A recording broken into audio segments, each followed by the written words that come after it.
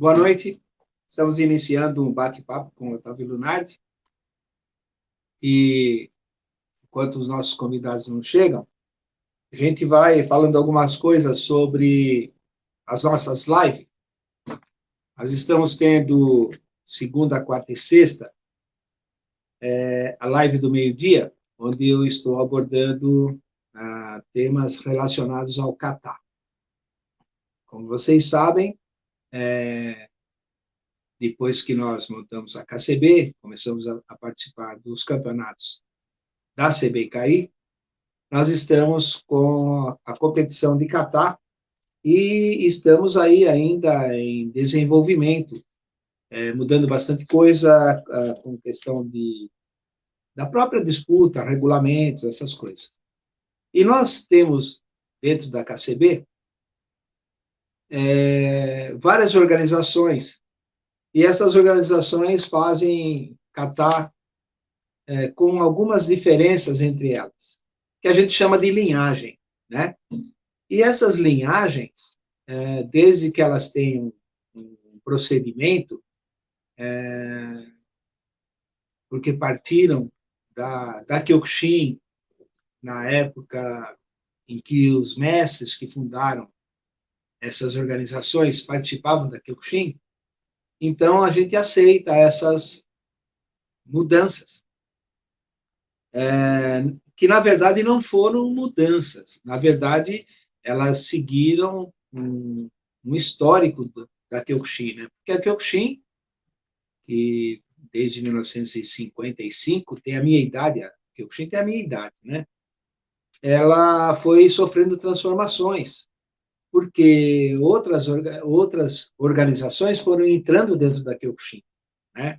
Então, professores que treinaram em outras modalidades entraram dentro do Kyokushin e, claro, aprenderam o Kyokushin, mas muita coisa ficou, né, da linhagem antiga que eles tinham. E com isso, foram trazendo, e tudo aquilo que foi sendo trazido e que era bom, o mestre resolveu adotar, né? Porque toda vez que você constrói alguma coisa, e você agrega pessoas que vêm com ideias novas, isso é natural, né? Natural.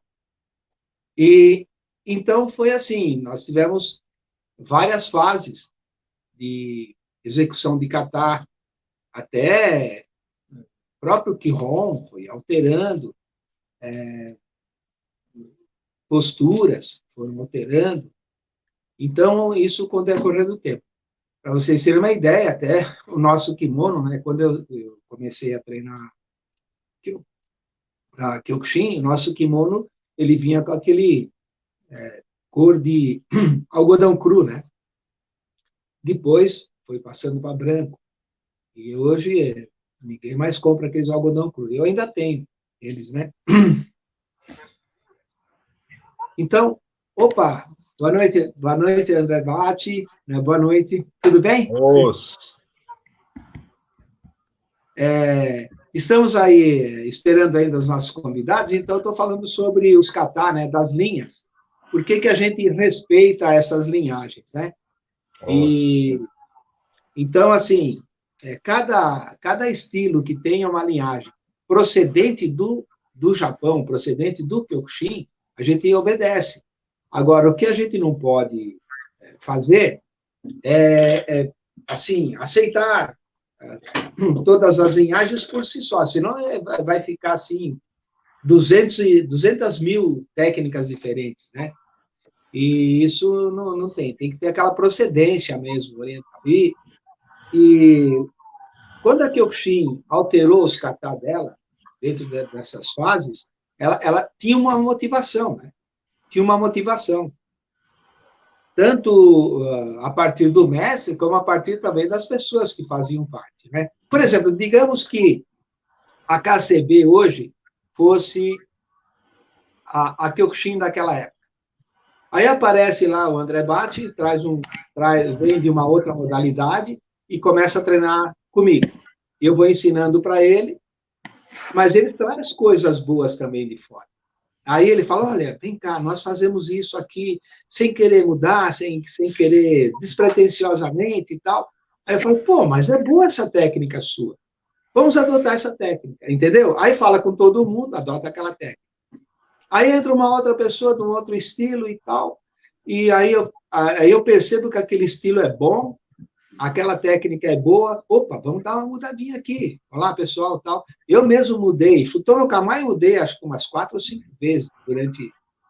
Não eu mudei, né? Foi mudada e eu tive que mudar. E vai por aí afora. Então, na live do meio-dia, nós temos aí tentado observar essas linhagens, né, que a gente chama de linhagem. Linhagem é toda a forma de executar uma técnica que seja respeitada por todos. A gente chama de linhagem. Não é assim, ele faz diferente. Não é assim. Se o André Batti fizer diferente, ele está errado. Tem que fazer do jeito que a gente faz. Agora, se ele já tem uma linhagem, a linhagem já foi aprovada, já foi testada, ele não inventou na hora, ele vem treinando aquilo lá há um determinado tempo, existe uma razão para aquilo. Se eu falar assim, me faz o bunkai desse kata, você vai saber fazer aquele bunkai. Então, é uma linhagem e isso é respeitado. Isso é uma coisa muito importante. E a gente tem feito isso daí. E uma coisa que eu tenho sempre pedido para o pessoal, tenho pedido ao meio-dia, e vou pedir também agora, que já é à noite e tem bastante gente assistindo, é que o pessoal que vai fazer a arbitragem também assista essas lives, porque se os professores estão assistindo, estão ensinando para os alunos, se o aluno está assistindo, está tentando entrar dentro de um esquema, os árbitros também têm que falar a mesma linguagem que eu, porque eu não vou arbitrar lá, eu só estou passando mensagem para as pessoas, né? Então é muito importante que os árbitros prestigiem essas lives para que, chegar na hora lá, eles não prejudiquem os competidores. Isso é uma coisa muito importante, né? Que depois a gente vai ter que achar uma maneira de fazer com que só arbitre as pessoas que estejam realmente preparadas para entender não só a sua linhagem, mas também a linhagem de todos os competidores. E nós temos aí umas 4 ou 5 linhagens na CBKB. na CBKI e na KCB, né? Ok? Eu acabo, às vezes, misturando KCB com CBKI e sai uma coisa totalmente diferente. Isso é uma coisa assim que é coisa de velho, né? Então não dá para Não, discutir, porque já mudou. se o senhor soubesse o quanto eu faço isso. É verdade. Só para você ter uma ideia, é, é tão fácil chamar o filho pelo nome, né? Só tenho dois, e eu sempre chamo o Rodrigo de Vinícius e o Vinícius de Rodrigo, né? Não sei por que acontece isso, e talvez quando você vê um, você se lembre do outro também, né? Porque acredito que os pais erram o nome dos filhos por causa disso, né? Porque você gosta dos dois. Aí quando você vê um, você lembra do outro também que não está ali naquele momento, você acaba chamando pelo nome contrário, né? Então acontece muito isso. Como é que tá a sua live das 19? Me fala aí. As lives estão ótimas. Estão ótimas, o pessoal entra bastante. A gente recebe o pessoal tanto daqui mesmo, da cidade aqui, né? De Taubaté, como do restante do Brasil, e o pessoal de fora, que entra também e tal. A live, acho que as mídias sociais, né, em geral, dão muita visibilidade. E as pessoas entram porque querem saber, querem ver, querem saber como é que é e tal. E a gente tem feito as técnicas de luta, coisa muito pontual, muito simples, mas o pessoal tem se beneficiado e o retorno que eles dão para a gente também, dos faixa branca aos faixa preta, né? É muito legal, né? E a gente vê que tá conseguindo alcançar, e esse para mim é o principal, é a minha principal motivação, né? A gente está conseguindo alcançar muita gente que a gente não teria como fazer, não teria como alcançar, não fosse pela mídia social. Então, o cara que está lá no Piauí, está no Pará, está no Norte, está no Nordeste, tá no Sul, às vezes, e é difícil, né? Ainda mais nesse cenário agora. E a pessoa entra ali, consegue ter uma instrução ali, né? E aprender alguma coisa. É muito honroso para mim, né? Poder ensinar alguma coisa. E para muita gente, as pessoas já sabem, né? Sensei, Shihan, já sabe aquilo que eu tô falando, mas para muita gente não. E então é muito prazeroso, né? Por conta disso. Mas tem tido bastante sucesso e é uma coisa que mesmo depois dessa quarentena, a gente pensa em seguir pelo menos uma vez a cada semana para a gente continuar, né, alcançando esse pessoal. Então é muito bom. Eu também pretendo. Eu pretendo. Aliás, eu não pretendo só continuar com as lives, eu pretendo também continuar dando aulas em vídeo. Inclusive, até estou montando aí aulas. Assim, as aulas em vídeo não necessariamente tem que ser você fazendo ali naquele momento. Então, eu até estou elaborando alguns vídeos, estou Eu vi. elaborando os vídeos dos, dos Qigong, né? Aquecimento e relaxamento, parte física e tal, e vou fazendo em blocos e corrigindo as pessoas. Então, pretendo continuar assim. É muito importante, né, que a gente continue com isso, porque vai ser uma tendência, inclusive, né? Aulas com vídeo, né? Porque as academias não vão comportar toda essa demanda e muita gente também ainda vai ter receio de entrar numa academia, de manter contato com outras pessoas, por mais que se cumpra protocolos, isso é uma coisa que sempre dá o perigo, né? Isso, por exemplo, você vai no supermercado, lá eles medem a sua temperatura, eles passam álcool na sua mão, colocam um álcool no pegador do carrinho, mas daqui a pouco, quando você vê, você está catando no arame do carrinho, que alguém já pegou. E então, assim, é uma coisa assim que da onde você menos espera pode aparecer alguma coisa. E até dentro de casa, né? É um perigo grande, porque você fala, mas você chama um iFood aí para fazer uma comida, a pessoa pegou aquilo na mão. Então, o perigo existe, não tem como, né? A gente tem que... Eu, como sou uma pessoa religiosa, eu falo, eu conto com Deus para que dê tudo certo, mas não dando, vai fazer o quê, né? Rosângela, tem alguma coisa para gente?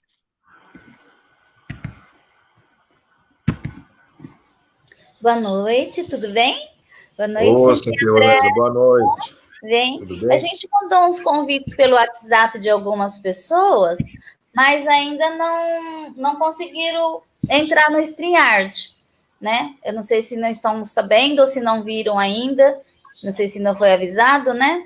Então, eu estou passando aqui embaixo uma legendinha que se alguém quiser participar com vídeo nesse bate-papo, para pedir, mandar um WhatsApp ou aqui mesmo pelo Facebook, que a gente manda o convite para entrar no StreamYard, tá bom? Ok? Tá ok. Tem um pessoal aí, ó. Tem muitos alunos meus aí, tem uns alunos meus bem aparecidos. Se alguém quiser aí, pode, pode falar. Mas eu vi, Shihan, a aula que o senhor deu lá pelo Zoom, né? E aí eu comentei com a Dani, eu falei, olha, por um lado, né? Até eu falei com a Dani, se me permite, por um lado, é mais um intermediário, né? Porque o Zoom é um intermediário Certo. entre a gente e os alunos, né? Então aí tem mais um, que é o vídeo dentro do Zoom. Certo. Então, pode dar para alguém, não é o meu caso, mas pode dar para alguém a sensação de distância. Por outro lado, eu achei muito inteligente essa saída, porque eu dou aula pelo Zoom aqui, e muitas vezes a gente tem que ficar longe, porque a câmera tem que pegar o corpo inteiro. Isso. Ou ao menos quase, né? E aí você não consegue ver o pessoal, e você não consegue corrigir. Exatamente. Se tiver mais de 25 pessoas, aí pior, porque daí são duas telas, aí você não consegue ver mesmo. Exato. Então, é uma saída muito boa, porque você consegue passar o vídeo e, ao mesmo tempo, ficar perto do computador para ver o pessoal treinando. Então, eu acho que esse formato pode ser um formato que ajude nas aulas online futuramente, porque você consegue um tanto quanto expositivo, mas você consegue ficar vendo o pessoal. Então é muito bom. Agora as pessoas têm que se acostumar com isso, né? Talvez leve não mais que algumas semanas, porque é uma tendência mesmo. Mas eu achei muito inteligente. É uma saída que talvez eu use até futuramente, eu vou copiar do senhor. Sim. Eu dei um estalo e eu resolvi fazer. Daí deu certo, né, de fazer. Uma outra coisa também, eu, por exemplo, eu vou confessar uma coisa aí que eu já tenho, não é pela minha idade, né, porque não sou tão velho assim, mas é pelo que aconteceu comigo, né? Eu tive dois problemas gravíssimos, né? Uma foi um infarto e depois outra foi o AVC. E eu não tenho condições de puxar um treino em alto nível direto, entende? Então, eu posso fazer 40 kata, mas desde que seja um por vez e dê um tempo de descanso. Para eu fazer um Kihon em alto nível, eu já tenho dificuldade, entendeu? Então, o que acontece? Se eu fizer um vídeo gravando uma parte, dou uma descansada, gravo outra, eu tenho condições de dar um vídeo de qualidade, que a pessoa vai ver um vídeo de qualidade, não está caindo para chutar, não está chutando mais baixo porque está cansado, e não fica aí, que eu não aguento mais, né? Então, dá para fazer assim. E, por outro lado, também, o espaço, para você fazer, por exemplo, que nem aqui, se eu quiser agora fazer um chute, eu vou ter que afastar todos os móveis daqui para fazer. Então, eu já tenho, afasto os móveis de uma vez, faço lá um vídeo e depois vou fazer. Então, é muito mais tranquilo de fazer dessa forma, né? Muito mais tranquilo. E que é também uma dinâmica de aula dos mestres que são mais experientes, né? As pessoas que têm um pouquinho mais idade ou que têm muita experiência, que são mestres já faz algum tempo, eles fazem isso. Eles pegam um aluno deles, um senpai, alguma coisa, bota ali para ele fazer o Qigong, fazer o Kata, e ele vai explicando, né? Quando Sim. tem um seminário. Então, se, por exemplo, esse ano eu ia, né, pro Japão, né, lutar o Mundial, e ia também participar de alguma instrução lá com o Ranshi Oishi, né? E eu sei que ele faz assim, né? Ele pega o aluno dele lá, né, o graduado, para que o aluno mostre para a gente como é que é, e ele fala, e ele só fala, né?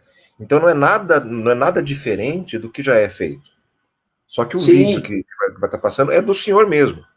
Mas é o vídeo e o senhor está falando ali e tal. Então não é nada muito diferente. É o que já é meio que o nosso standard, né?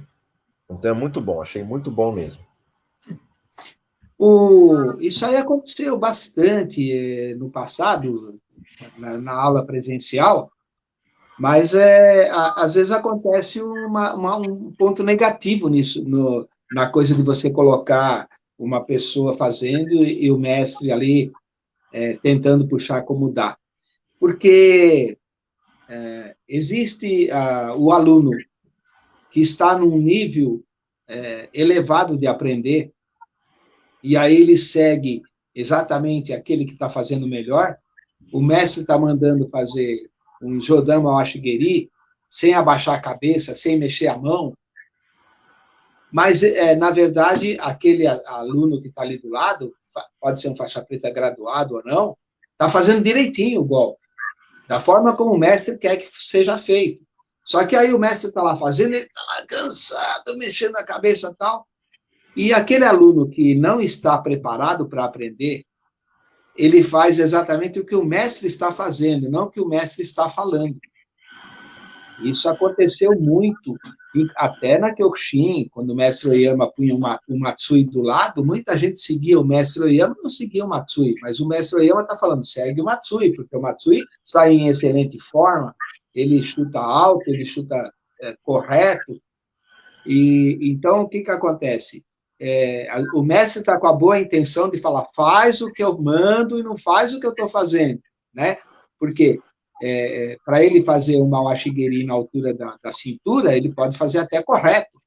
Mas se ele for tentar fazer uma washigeri na altura da cabeça, ele vai fazer todo torto, porque ele não tem mais condições de fazer aquilo. Enquanto isso, tem lá um aluno altamente graduado, altamente capacitado, fazendo correto, e o aluno que está assistindo aula está lá fazendo, bom, eu estou fazendo o que o mestre está fazendo, o mestre está chutando baixo, eu faço baixo também. Se o mestre está fazendo, balançando o corpo, eu vou fazer balançando o corpo. E muita gente seguiu aí uma linhagem que eu chamo de linhagem errada, entendeu? Se o mestre está falando faz igual ele está fazendo, é para fazer igual ele está fazendo, não igual o mestre está fazendo, porque o mestre... Por isso que o mestre já coloca essa pessoa do lado, né? Isso é muito importante. Então, acontecia muito isso. Não sei se você chegou a presenciar isso daí em alguma aula, em alguma coisa. Muitas vezes, por isso que eu sou contra, Shihan, como prática regular, claro. É diferente de um exame de faixa, de um evento, de um seminário, aí você pode chamar os faixa preta lá na frente, e aí fica até bonito, né? Puxar o Qigong, o pessoal lá na frente, tudo. Mas na aula, não. Na aula, um só. Eu não gosto de dois puxando Qigong, só um, porque um faz diferente do outro. Aí, especialmente os alunos faixa branca, laranja, até azul, podem ficar confusos e vão fazer errado, né? E não vão aprender. Então, na aula regular, a minha prática é uma pessoa só lá na frente puxando o Qigong. No seminário, exame de faixa, tudo bem. Mas, de fato, eu já presenciei isso, né? O pessoal não sabe a quem seguir e acaba ficando confuso, com certeza. Mas às vezes acontece muitas coisas, né? Que você já passou por isso também. Por exemplo, você está machucado, você está com um problema físico qualquer, e você precisa puxar aquela aula porque você é a autoridade dentro daquela turma. E você vai estar fazendo, de repente, você com a esquerda você chuta Jodan, com a direita você está chutando Guedan. Aí quando você vê, o aluno está fazendo aquilo, né? O meu pai sempre falava que quando o dono senta, o empregado deita, né? E eu trabalhei na feira e eu presenciei isso. Uma vez eu estava muito cansado, cheguei, descarreguei o caminhão, uma vez. Isso acontecia direto, mas essa vez foi uma coisa assim que ficou bem marcada. E aí eu descarreguei o caminhão, falei para o pessoal, olha, vão montando a barraca, que a hora que vocês montarem, me chama que eu vou colocar os preços, né?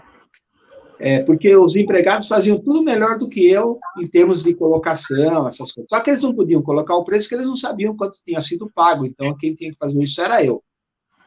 E eu estou lá dormindo embaixo da barraca, porque eu estava cansado, e eu dava aula de karatê e fazia feira. A feira consumia aí, no mínimo, eram 14, 16 horas de trabalho, todos os dias. E mais ainda a academia, então não tinha nem tempo de dormir. Dormia mais no caminhão ou embaixo de barraca do que em casa. Quando eu olho assim por baixo, está lá o empregado deitado dormindo também. É só para você ter uma ideia. E não é que tinha terminado o serviço, não. O serviço estava rodando lá, tranquilo. É que o pessoal não tem essa prática de durar, né? Porque a coisa lá, então, é assim. E, geralmente, as pessoas assim seguem o exemplo que não tem que ser seguido, né? Esse que é o grande problema, né? Esse que é o grande problema. Ah, chegou o César. Ô, César. Olá, tudo bem? Tudo bem? Boa noite. Como tá? Tudo bem. Jóia, tudo bem. Desculpe minha demora aí, eu estava trabalhando. Cheguei há pouco. Não, nós estamos... esse bate-papo que a gente está fazendo de sexta-feira, que nós estávamos falando, a gente está fazendo uma coisa assim, bem informal, procurando assim, de repente aparece um assunto e estamos conversando, né? Agora mesmo a gente estava falando sobre um assunto que eu estava falando assim, às vezes o mestre vai ficando velho e vai colocando os mais novos do lado, né, para ajudar na aula, né? E eu estava falando que a gente já viu muito assim, né? Até com o próprio mestre Oyama e o Matsui, né? Aí o mestre Oyama está lá fazendo todo, mexendo o corpo, todo assim, o Matsui está lá fazendo corretinho, né? Porque o mestre está mandando. E às vezes o aluno lá, que não está preparado, está seguindo quem? Está seguindo o mestre, ao invés de seguir o exemplo do mestre, né? Certo? Isso acontece muito, né? Você já deve ter visto isso também. Sim, já vi bastante isso, já vi bastante. Eu acho interessante que isso também demonstra uma certa transição, né? Um passar de bastão, e eu acho que é muito válido a gente pensar que o professor que faz isso é um professor muito humilde, né? É um professor que detecta as suas limitações e, ao mesmo tempo, apresenta para todos os seus alunos aquele que possivelmente pode prosseguir, continuar o seu trabalho, né? Eu acho que isso é simbolicamente muito carregado, né? É difícil. É a mesma coisa, se eu for puxar um treino hoje, por uma questão de hierarquia, eu puxaria o treino.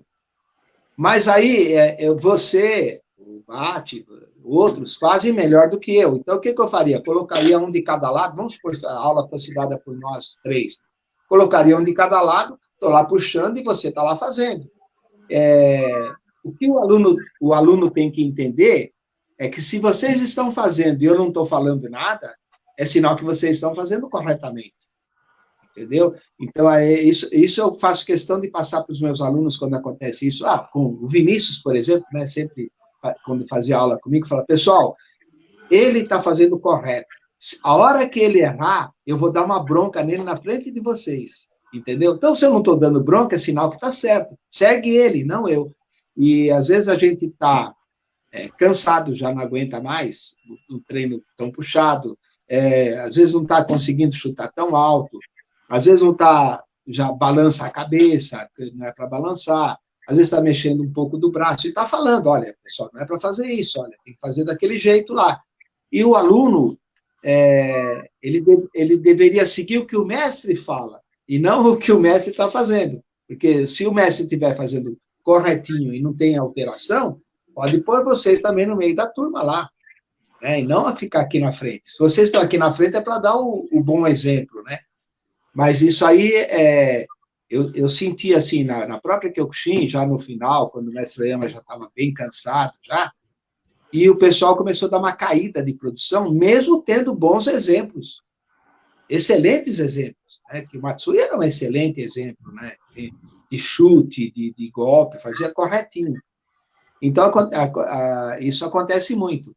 Mas tem que fazer com que o aluno amadureça a ponto de falar, não, olha, se o mestre está falando para seguir ele, vamos seguir ele, né? Certo? Eu sempre fiz isso também com os alunos, por quê? Para não cair o nível do pessoal. E uma coisa que a gente estava conversando, César, não sei se você... sobre... Eu estava falando sobre as lives, né? Que eu estou fazendo, fiz uma live esses dias, eu gravei uns vídeos, e que nem eu falei assim, eu já estou ficando velho, já não aguento mais puxar um treino inteiro, assim, em alto nível.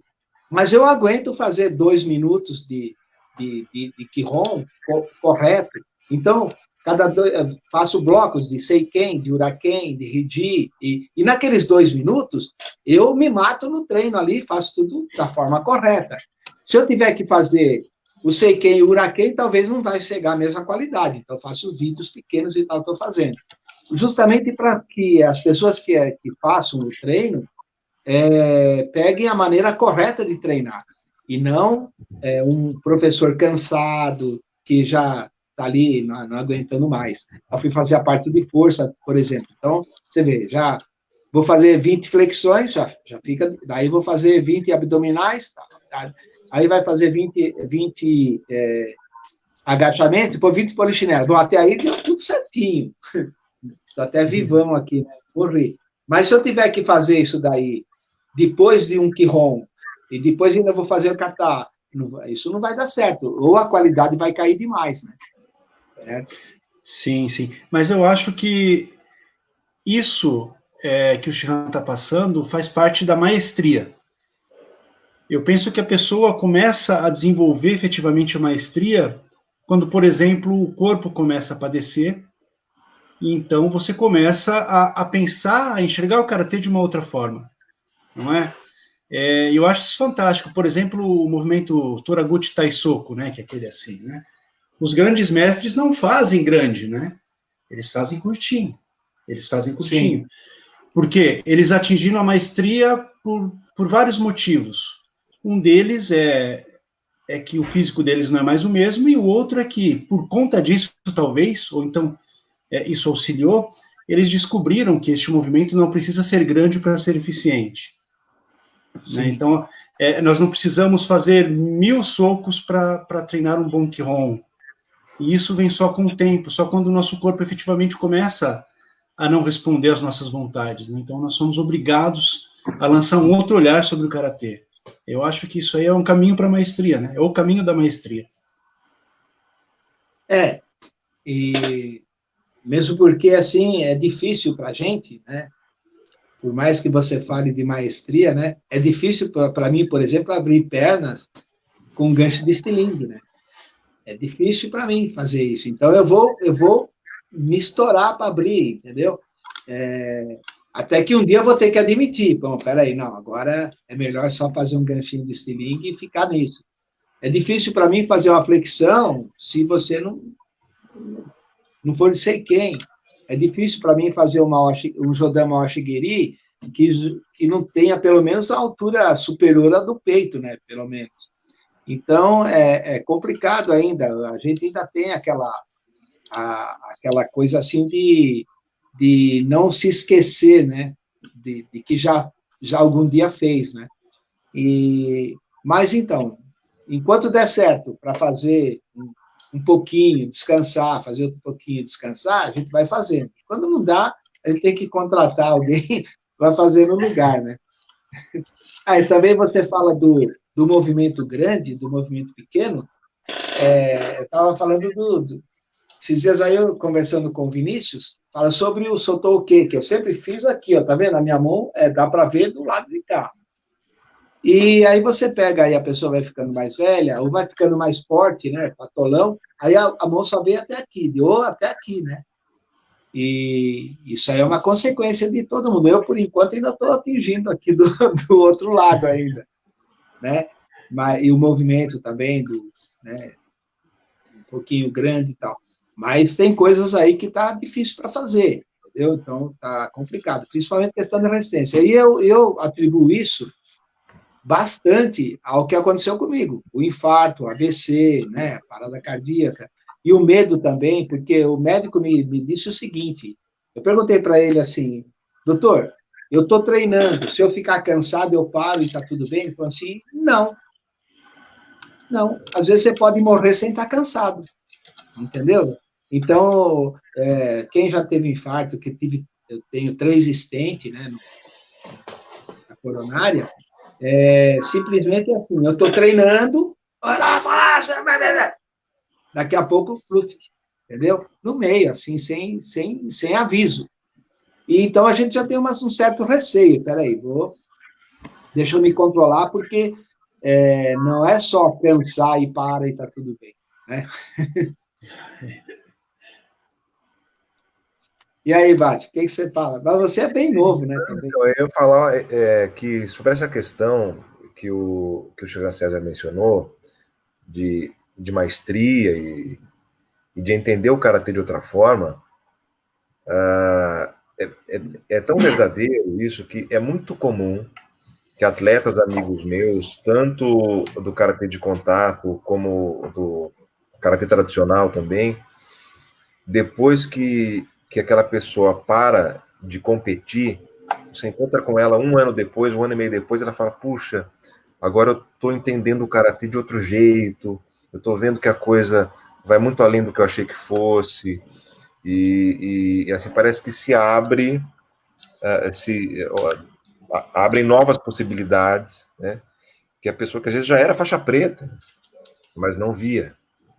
E aí, então, aquela pessoa começa, assim, por uma vereda nova para ela, né? Isso é muito verdadeiro e é muito frequente que as pessoas falem isso para mim. Então, é ilustrativo do que o Xizan falou, né? Eu acho que nós temos muitas funções na nossa vida, né? Eu acredito, eu não sei, isso aí quem sabe muito disso aí é o César, mas eu acho que essa coisa de você nascer e crescer, amadurecer, e depois ficar velho, e depois morrer, eu acho que isso aí tem um propósito, né? Eu acho que tem um propósito, porque você pode notar que até nos animais existe isso, né? Até nos animais tem isso, e a gente percebe muito nos animais, um animal dura 15 anos, enquanto você dura 60, 70, 100 anos no máximo.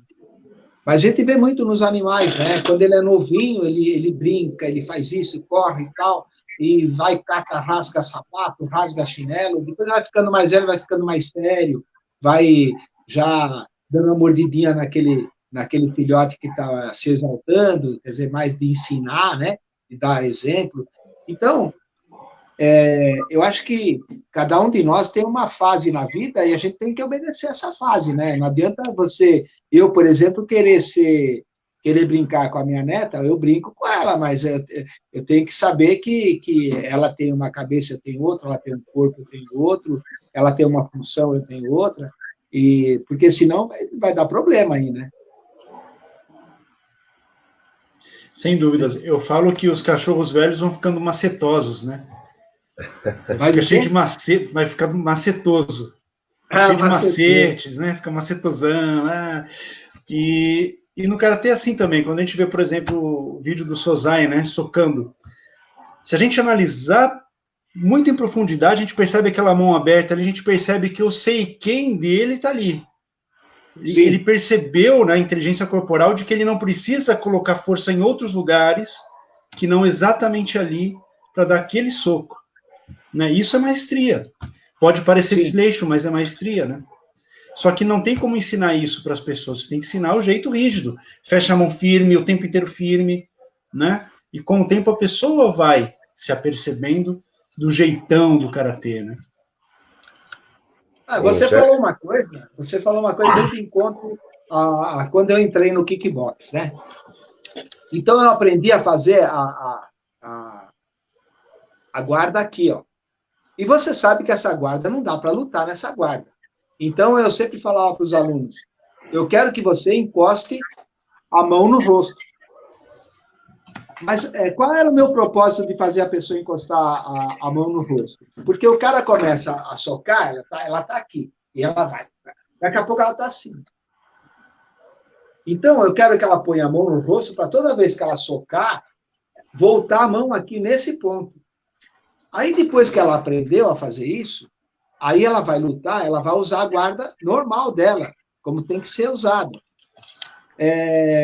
Mas se ela não passar por essa fase de encostar aqui, sentir a mão encostar aqui na pele, sentir, né, pela sensibilidade, ela vai fazer, e a mesma coisa na hora de chutar. Coloca a mão aqui e chuta.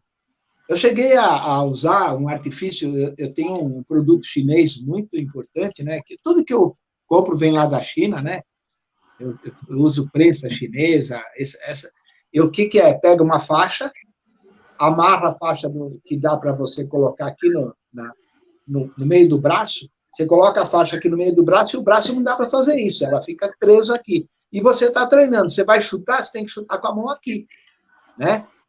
E para que isso? Porque para que a pessoa, quando vai chutar, não fica fazendo isso, certo? Agora, depois que ela se formar, depois que ela aprendeu a fazer, se ela quiser baixar a mão, ela baixa. Se ela achar que dá um coice para trás com a mão na hora de fazer o chute, e aquilo aumenta a eficiência do golpe, se bem que não é eficaz, né, porque é perigoso você levar um contragolpe sem guarda, mas a eficiência aumenta, é claro. Então, ela pode fazer, mas aí ela já tem maturidade para saber. É a mesma coisa, você vai atravessar uma rua, como é que você ensina para a criança? Olha na faixa, olha para cá, olha para lá, vê se não vem vindo ninguém. Aí eu dei aula de cidadania, era um maior barato. Então eu falava assim, o sinal está verde para você, mas não tem um monte de orelhudo no mundo? Tem. Então, vê se o carro vai parar mesmo. E outra, dá uma olhada para o lado de cá, que é contramão, vê se não vem vindo um ciclista que vai te atropelar, né? Então, agora, depois de um certo tempo, a gente atravessa fora da faixa, o sinal está vermelho, mas você sabe que não vem vindo ninguém, você atravessa, não deveria, mas faz, né? Eu lembro que quando eu fui para o Japão, foi mal barato, que o sinal estava verde para a gente e a gente tinha que ficar parado ali, não podia passar. Aliás, o sinal estava vermelho para a gente, mas não tinha ninguém na rua, né? Assim, tudo fechado. E aí fala assim, não, só no Midori. Só no Midori. Entendeu? Porque se você passar no vermelho, você pode provocar um acidente. Você pode se enganar, você pode olhar e não ver o carro vindo, você pode... Uma série de coisas que acontecem. Então, até meio estranho, porque mesmo o sinal estando fechado para você, mas não tendo ninguém, por que você tem que esperar? Não, tem que esperar, né? Então, uma coisa assim, importante, que você, quando está aprendendo, precisa fazer direitinho. Agora, depois que você vai ficando, já pegando experiência, aí você já atravessa no sinal vermelho, é aí que começa a aparecer os acidentes, né? Certo? É aí que começa a aparecer os acidentes. Pode ver que a pessoa que sabe pouco, que é uma criança, por exemplo, dificilmente acontece alguma coisa, porque ela está ali. Não, meu pai falou que é para mim olhar, ver se o sinal está verde para mim, mas ainda tem que ver, será que aquele carro vai parar? Ou ele vai me atropelar? Ele vai passar direto no sinal vermelho e vai me atropelar. Peraí, e se vem vindo o ciclista do lado contrário? Então, essa coisa assim, a gente passa por toda essa fase, né? E por incrível que pareça, o meu pai sempre falava para mim, dificilmente um cara que não sabe nadar morre afogado, né? Quem morre afogado é o cara que sabe nadar, abusa, vai até onde vai e depois não tem condições de voltar, ou se enrosca em algum lugar, tem uma cãibra ou qualquer coisa, mar afogado. E quem não sabe nadar é tão medroso que nem entra na água, ou se entra na água, entra só até aqui, na cintura, ou qualquer coisa assim, né? É verdade, é verdade. Logo que eu me mudei para a Alemanha, eu comecei a correr com um atleta que participou de 2 Ironman, fechou 2 Ironman. Eu sofri demais, né? Sofri barbaridade.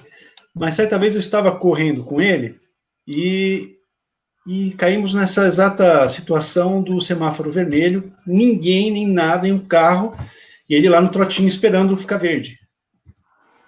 Aí ficou verde, a gente foi, eu estava seguindo ele, né? Aí eu perguntei para ele, mas por que a gente esperou? Não tinha carro, não tinha nada, né? Olha só como é interessante, né? A visão social das suas próprias atitudes. Ele falou, por mais que não viesse nenhum carro, se uma criança visse a gente atravessar no vermelho, isso incentivaria ela a fazer o mesmo e a gente poderia causar um acidente em algum momento, né? Indiretamente. Exatamente. Então, veja só, quando o Sozai pega e coloca um aluno ali ao lado, ele tem essa preocupação.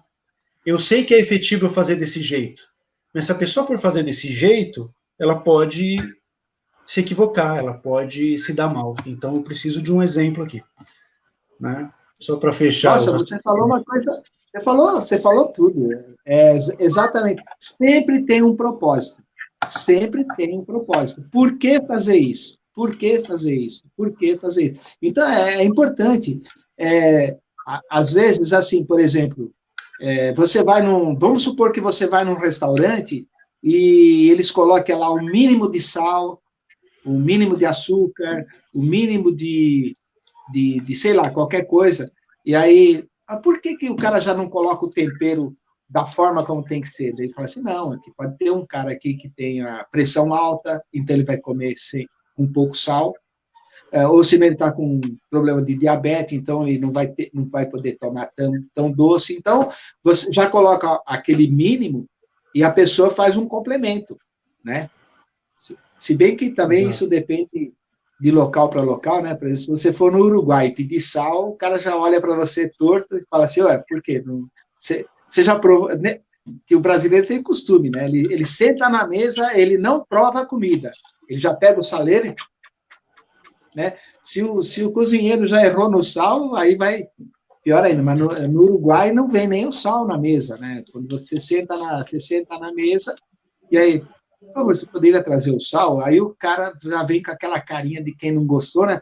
Não gostou da comida, né, meu? Tá pedindo mais sal? Então tem muito disso, né? Tudo tem um propósito, né? Tudo tem. Por mais que nós não saibamos, né? Mas tem. Verdade. Nossa, o exemplo que você deu sobre a criança ver é muito impactante, né? Muito impactante mesmo. É o que vem a calhar hoje, né? A turma falando, usa a máscara, que pelo menos você dá bons exemplos, né? Para as pessoas, né? Isso é uma coisa assim muito importante. Uma coisa que eu aprendi muito, pelo menos no Japão, e acredito que seja bastante parecido na Alemanha. O meu irmão, se eu não me engano, ele falou da Bulgária ou da Bélgica. Ele foi lá, ele ficou impressionado também com a educação do povo, né? Eu noto que aqui no Brasil as pessoas não se preocupam muito em educar, passar algo educativo, né? Por exemplo, nós estamos aí numa pandemia onde está faltando um pouquinho de educação para o povo, porque vai abrir, vai. Mas então agora vai lá, enche o restaurante de gente, já se contamina todo mundo. Daria para evitar isso daí, né? Poxa, já que está liberado, vamos lá, mas, poxa, usa a máscara, mantenha as regras que foram colocadas, né? E eu não noto, assim, pelo menos por parte da televisão, passar algo educativo. Olha, pessoal, eu só vejo as pessoas criticando que não se cumprem as regras, que não faz isso, que não faz aquilo, mas eu não vejo assim as pessoas falando, pessoal, vamos fazer o seguinte, olha, faz isso, faz aquilo, obedece isso, né? Coisa que no Japão, por exemplo, eu vi as pessoas se preocupam com as outras pessoas, né? Então, a máscara não foi feita para você, né? A máscara foi feita para os outros, né? Eu estou gripado, eu já estou gripado, já me ferrei, já estou gripado. Eu vou usar máscara para você não ser contaminado com a minha gripe, né? Então, é muito disso, né? Porque, veja bem, eu já estou gripado mesmo, não estou? Então, que se dane os outros. Não é assim? Não, mas eu vou usar uma máscara, não é para não pegar mais gripe, é para não passar essa minha gripe para os outros, né? Eles têm muito essa noção, né? Essa noção é muito importante. Sim, eu estou lendo um livro agora, que é de Taizen Deshimaru, é um mestre Zen, e ele escreveu um livro chamado Zen e as Artes Marciais. Infelizmente, não tem em português. A pessoa que traduziu para o português, é uma obra fantástica, óbvio, né? Ela procurou alguma editora, nenhuma editora se interessou, né? Mas eu consegui uma cópia dessa tradução, então estou lendo. E essa cultura japonesa de preocupar-se com o outro, que a gente percebe muito isso no treino de karatê, né? A gente não quer incomodar, a gente faz de tudo para não incomodar o outro. Então a gente fica no nosso quadrado, a gente deixa o outro passar, abaixa a cabeça, né? Essa, entre aspas, subserviência para com o próximo é derivada da cultura do Zen, né? O Zen, ele tem essa preocupação, existe até uma simbologia, toda uma simbologia do Zen que nos remete a isso. Dou como exemplo o ato de se alimentar. Existem de 3 a 5 tigelas, que a gente chama de... tem a cabeça do Buda e as outras tigelas, e quando a gente vai abrir, elas ficam como se fosse uma marmita, fica fechadinho assim, né? E quando a gente abre, assim, abre o pano, a gente abre primeiro essa ponta da frente, que simboliza primeiro os outros, depois eu. E para fechar é a mesma coisa, né? Primeiro os outros, depois eu. Essa cultura, ela se espraiou pelo Japão todo e ela embebedou principalmente a classe dos samurais, a casta dos samurais, né? Que em que pese eles terem a plena liberdade de poupar e tirar a vida de qualquer um que eles desejassem, né? Naquela época anterior à restauração Meiji, eles adotaram essa postura de se preocupar com o próximo, que na verdade serviu como uma balança entre esse poder e o dever, né? O poder e o dever, o poder fazer o que quiser e o dever respeitar o próximo. Então, o Zen, ele impactou positivamente nesse sentido, inclusive na formação do que nós temos hoje como base das artes marciais, que é esse respeito ao próximo, né?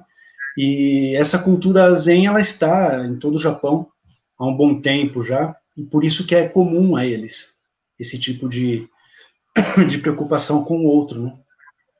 Que infelizmente nós não vimos aqui no Brasil, né? A nossa cultura é um pouco diferente disso, mas eu acredito que ela possa mudar, sim, né? Com os nossos esforços. Nós somos formadores de opinião, na qualidade de professores, né? E tudo aquilo que nós transmitimos será transmitido. Espero que aquilo que a gente transmita para um seja transmitido para 2, que depois para 4, e assim numa progressão geométrica. Então, esse processo de mudança é importantíssimo. Aliás, você falou sobre uma coisa, você está falando sobre o Zen, e eu gostaria de conversar um pouquinho sobre isso. Nós temos aí... André, você é judeu? Sim, chegando. Então, eu gostaria de abrir um debate sobre isso daí, não debate exatamente, mas para esclarecimento do pessoal. Eu vou dar uma paradinha agora, e a gente faria a outra parte com isso. Eu sou evangélico, e existem muitas igrejas evangélicas que proíbem os seus praticantes de entrarem na academia porque tem culto a isso, culto àquilo. Acho que seria legal a gente bater um papinho sobre isso para esclarecer esse pessoal, porque, inclusive, eu já conversei até com pastores, já tive até alunos pastores que treinaram comigo porque eles sabiam exatamente que aquele ajoelhar-se não é ajoelhar-se, que aquela reverência que você faz não é você está se humilhando perante um outro Deus ou qualquer coisa assim. e fazer com que essa disciplina que a gente fala, disciplina do Zen budismo, disciplina, seja para quem não pertença à religião A, B ou C, seria como uma cultura, né?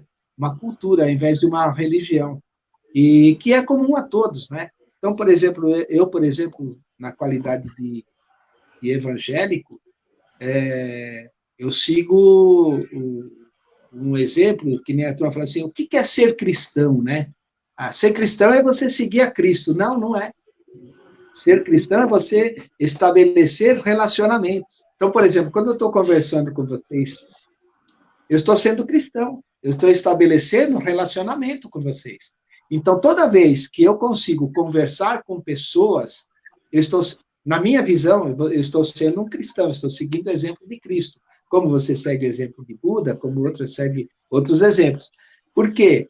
Quando eu não converso com as pessoas, eu não consigo estabelecer uma relação pacífica, harmoniosa com as pessoas, eu não estou sendo cristão, certo? Porque exatamente o exemplo de Cristo foi justamente esse, né? Tá? Vamos dar uma paradinha, tomar uma aguinha? 2 minutinhos a gente volta, ok? Rosângela? Tudo bem?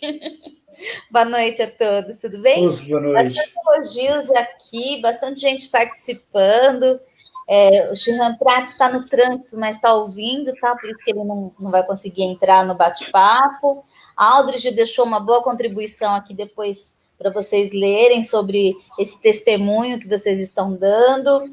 O Fábio Krumenauer também elogiou muito, falou, nossa, que privilégio, né? A gente ter uma live com 2 Shihans e um Sensei terceiro Dan, né? É uma oportunidade única. Muito, muito bom mesmo. Muito obrigada, viu? Tem bastante comentário aqui depois. Então, vamos fazer o seguinte, Rosângela, a gente dá uma paradinha da água e você entra com essas perguntas ou qualquer coisa, até mesmo antes da gente entrar no assunto que eu tinha falado aí, tá bom? Passa só uma... Tá. Ok? Ouça.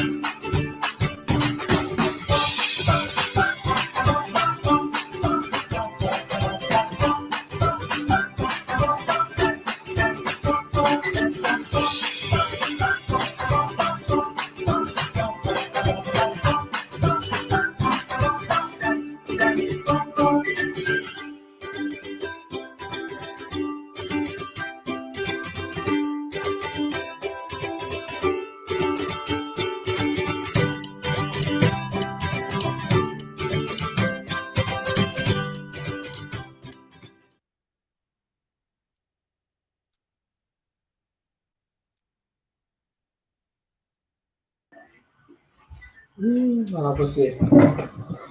Cuidado. Não parece que não. O Shihan já está voltando. Vou só ler aqui. Deixa eu ver. Quando vocês estavam falando sobre as aulas, né, de ter sempre um graduado, o Sensei Fernando também comentou que ele também dá aula e sempre tem um graduado com ele, até por conta da cirurgia que ele fez na perna, no joelho, né, que ele sempre tem um graduado com ele também. O Fábio falou que o ponto bom dessa pandemia é essa oportunidade de aprender com 2 Shihans e um Sensei terceiro Dan. Ia ser Rosângela. É uma oportunidade que a gente tem de aprender com essa pandemia, né?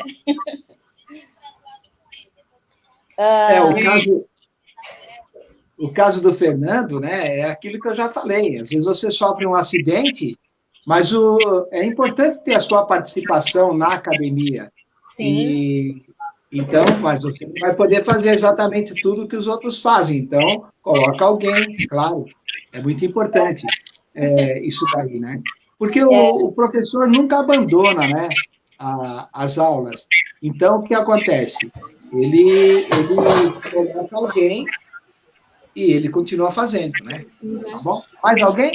E o Aldridge comentou que a palavra converte e o testemunho arrasta. Por isso, em tudo na vida do praticante do karatê, deve seguir a etiqueta e disciplina marcial. Ser praticante é literalmente aplicar o que se aprende em todas as áreas da vida, no dojo, na família, no trabalho, no matrimônio. Isso aí. O Fernando falou que está sempre presente, sem ser Fernando. Tá bom. Obrigada.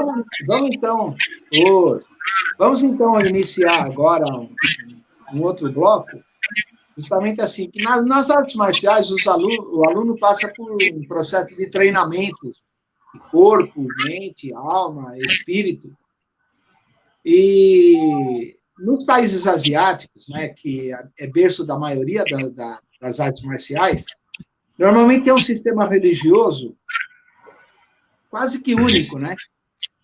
E, mesmo assim, hoje, o karatê, ele se propagou por países que têm outras religiões também.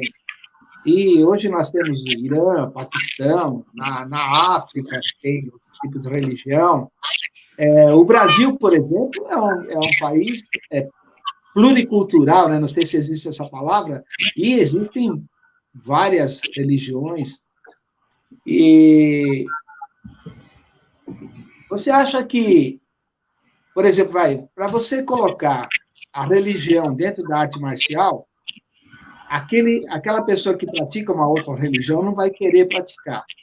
E como que a gente pode fazer para não descaracterizar a arte marcial e manter o mesmo nível de ensinamento e manter a mesma disciplina e a cultura, sem entrar tanto na religião a ponto de ferir determinadas religiões mais tradicionais que não aceitam essa transformação.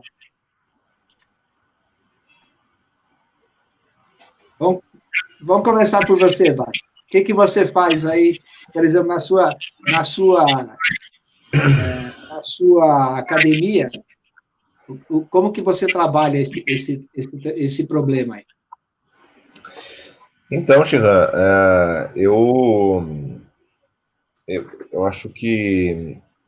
Eu não sei se o budismo ou se o Zen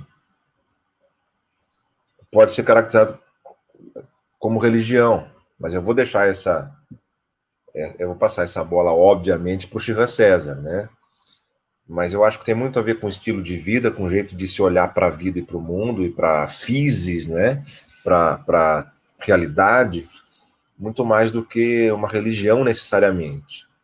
E aí, quando você vê assim, a coisa fica muito mais leve. Então, se é somente uma religião, ou se chega a ser uma religião, esse elemento, essa espiritualidade que está muito presente na arte marcial, eu não sei. Mas eu vou deixar essa resposta com o Shihan, que com certeza ele sabe muito melhor do que eu.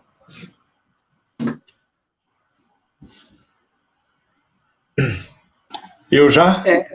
Mas o problema todo, né, André, César... Mas sim, mas tem gente que se sente incomodada, sem dúvida. Porque, exatamente. Nós não estamos falando, por exemplo, da gente, mas aquela pessoa... Por exemplo, você conhece karatê, o César conhece karatê, vive karatê, eu também. Eu sei que eu posso manter o meu nível religioso sem ser afetado, mas a pessoa que não conhece, tudo é uma ameaça. Só para você ter uma ideia, eu estava ouvindo falar, eu não lembro aonde, que a pessoa falou assim, no Mokuso tem concentração de limpar a mente, não tem? Nossa. Aí fala assim, não, peraí, mente vazia é coisa do diabo. Entendeu? Oficina. Então, para você ver. Então, assim, quem conhece, por isso até que eu gostaria de esclarecer isso aí, para se alguém estiver assistindo, para entender. Porque quem conhece sabe que cada um tem sua própria religião, que lá não está lá para mudar a cabeça de ninguém nesse sentido. Você não está lá para servir a outros deuses, você não está lá para...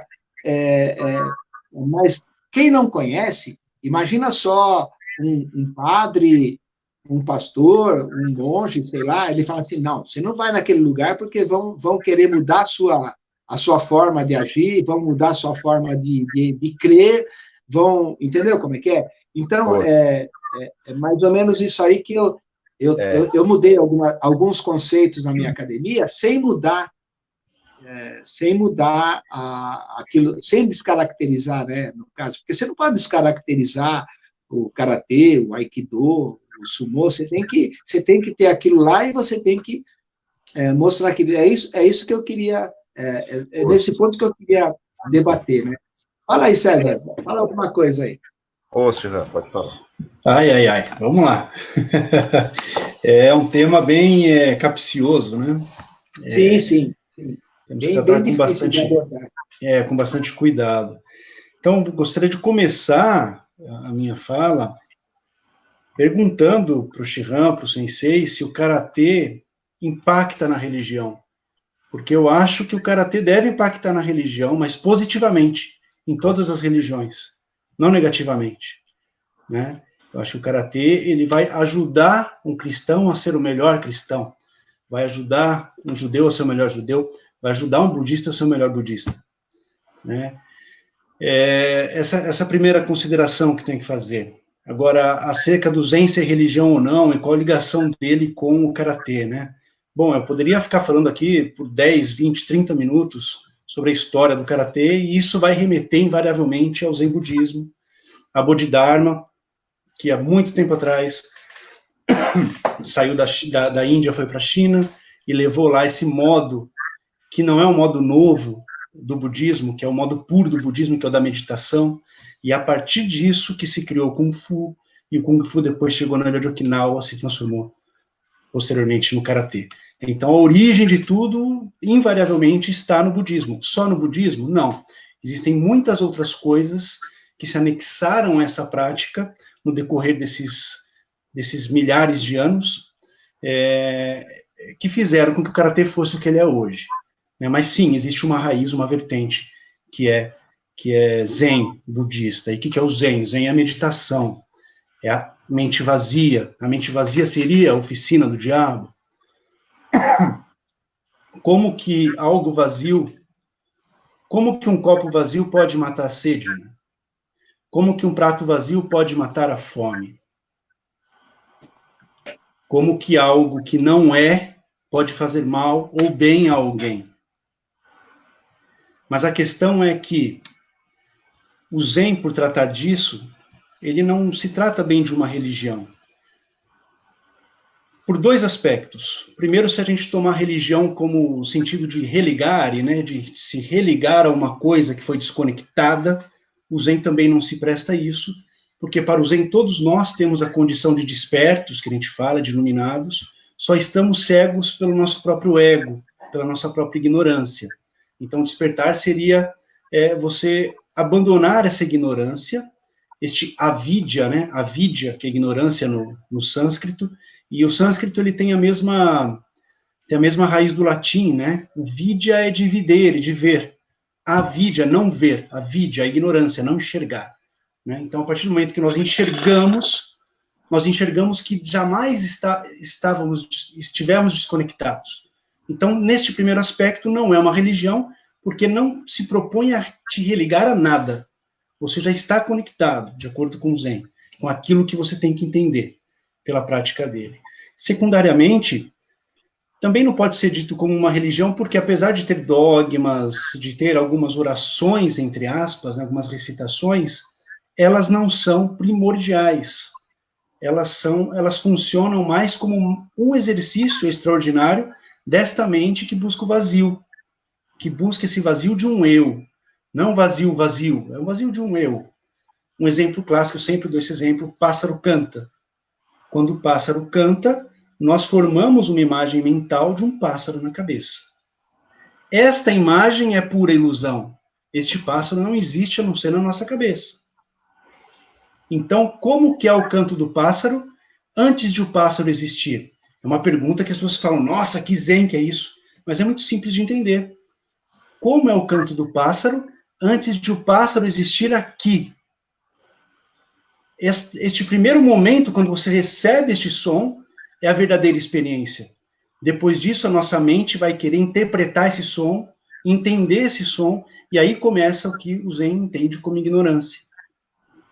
Isso é aplicado nas artes marciais. Nós treinamos o Kihon, nós treinamos Kata, Ido Geiko, até a própria luta. Para quê? Para nos despirmos deste eu conceitual e efetivamente experimentarmos a luta, experimentarmos o treino, sem essa mente racional. Quando essa mente racional cai, nós fazemos as coisas por impulso. É este o impulso, é esta experiência que o Zen fala que é verdadeira, e é por isso que a gente treina tanto Kihon, faz sempre o mesmo golpe, para que em dado momento a gente, perceba um pouquinho, eu dei esse golpe, ou eu sou esse próprio golpe. Né? Então é isso. Por que a gente não precisa se preocupar com o Karatê, ou até com o próprio Zen? Né? Porque, veja bem, existem monges católicos, de ordens muito reconhecidas, que praticam o Zazen, praticam a meditação Zen. E eles falam que eles são melhores cristãos por causa disso. O Zen ele não chega a ser uma religião, porque não existe um Deus, não existe um credo, não existe nada. É como se fosse uma academia mesmo. Né? Uma academia para quê? Para você desenvolver essa sua capacidade de desligar este seu senso analítico, de você se desligar das suas memórias, se desligar daquilo que você pensa que pode vir a acontecer. E venhamos e convenhamos, se nós abandonarmos nossa memória, todas as nossas recordações, e nós abandonarmos o que está por vir, como nós poderíamos sofrer? Seria impossível. Nós estaríamos exatamente neste momento, vivenciando o momento presente. Pode ter até dor nele, mas você está experimentando a dor sem julgá-la.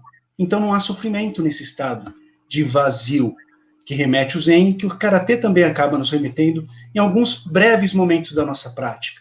Né? Então, quando nós nos curvamos para o Karatê, por exemplo, nós não estamos nos curvando para um Deus ou para Buda, não, nada disso. Nós estamos nos curvando para nós mesmos. Né? O nosso ego está se curvando. Porque é difícil você se curvar, né? Um professor passa, você respeita ele, né? É o que eu sempre falo, a gente não respeita o professor nem pelo que ele é. Nós temos que respeitar o professor, o mestre, pelo que ele carrega consigo, né? E é esse respeito que essa deferência que nós temos nas artes marciais. Não se trata de religiosidade. Trata-se de espiritualidade, sim, porque você está se conhecendo melhor. Mas não é uma religião. As pessoas não precisam se preocupar com isso. Ninguém vai ser incitado a seguir este ou aquele Deus, porque não existe um Deus para o Karatê. Cada um tem o seu Deus, né? Inclusive, no Dojokun do Karatê Kyokushin, fala que seguiremos nosso Deus. Né? Foi uma tradução muito pertinente. Por quê?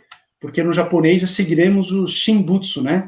Que é o budismo, e o Shin, que é o Shinto. O budismo e o shintoísmo. Ou seja, até lá, o Shinbutsu, ele fala, você pode ser shintoísta ou pode ser budista. Tanto faz, você segue o seu credo. Então, a pessoa que traduziu interpretou muito bem isso, esse Shinbutsu. Seguiremos, cada um de nós, o nosso Deus. Ou seja, aquilo que nós temos... Aliás, o quinto Dojokun, seguiremos nosso Deus com D minúsculo. Muita gente fala, escreve com D maiúsculo, é o Deus cristão.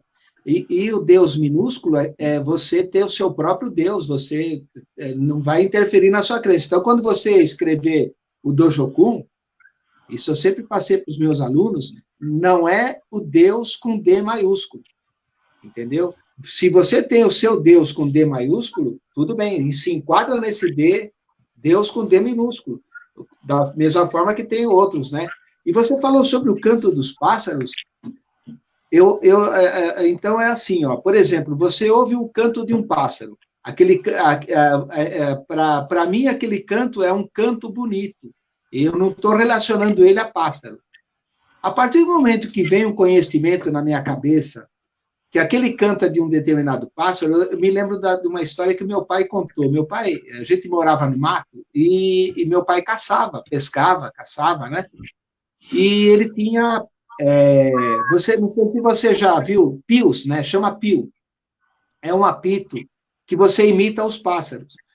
E meu pai estava piando macuco, e ele piava, e o animal do outro lado respondia. E ele falou, opa, vou pegar esse macuco. Eu pio o macuco, faz o macuco chegar perto dele, é uma galinhona grande, faz esse animal chegar na minha frente, né? É isso que o caçador faz.